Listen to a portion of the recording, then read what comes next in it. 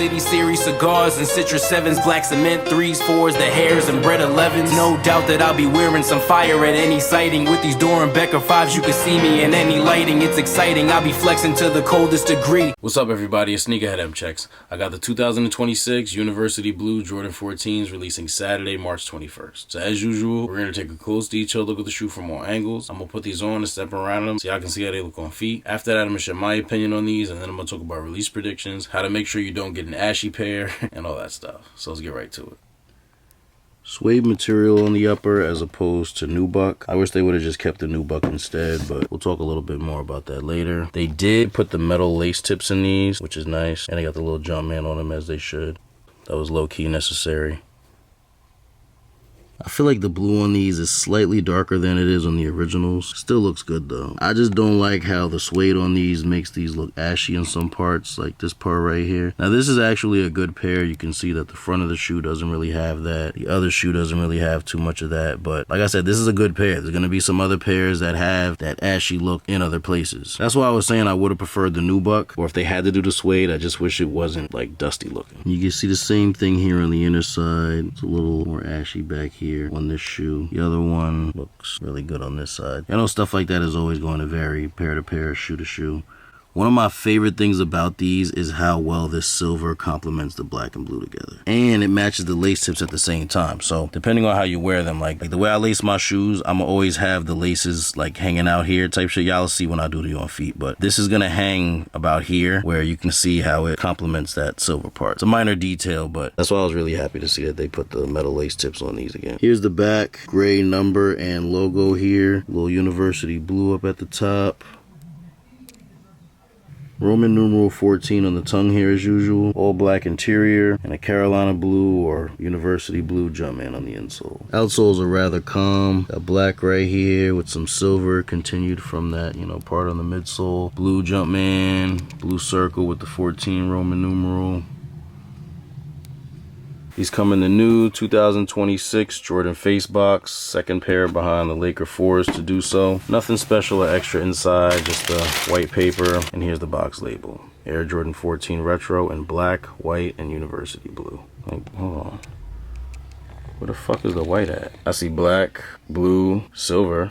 Is this the white? Yeah, I better not be talking about the fucking Jumpman look, but that's the only thing that's white on the entire shoe. Jordan Brand, I gotta start making these shits make sense. Like, why is white the second color? When it's black, blue, silver, white is the fourth color on this shoe. Here's a quick all-around view of the shoe.